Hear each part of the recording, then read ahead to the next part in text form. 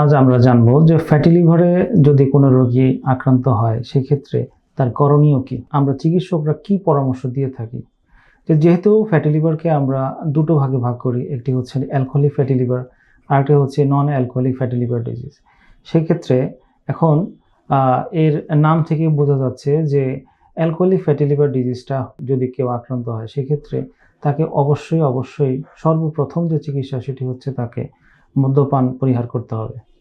এবং non alcoholic fatty liver ডিজিজের ক্ষেত্রে আমরা দেখেছি যে অনেক সময় লিভারের যে নিজস্ব এনজাইম এগুলো বেড়ে যায়।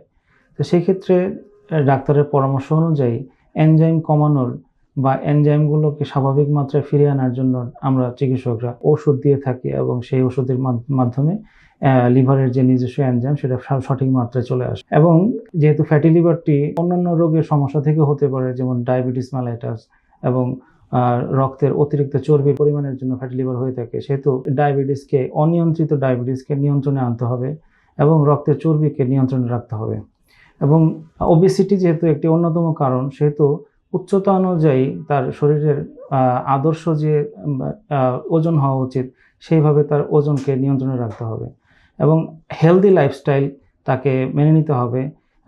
জাঙ্ক ফুড, ফাস্ট ফুড এবং অতিরিক্ত ভাজা পোড়া খাবার দাবার তাকে পরিহার করতে বলি আমরা। এবং যেহেতু নিদ্রাহীনতার কথা আমরা বলেছি, সেহেতু পরিমিত ঘুমাইতে হবে, স্ট্রেসফুল লাইফ পরিহার করতে হবে এবং নিয়মিত আপনার হচ্ছে প্রতিদিন আধা ঘন্টা থেকে ৪৫ মিনিট হাঁটা চলা এবং হালকা ব্যায়াম করতে আমরা বলে থাকি।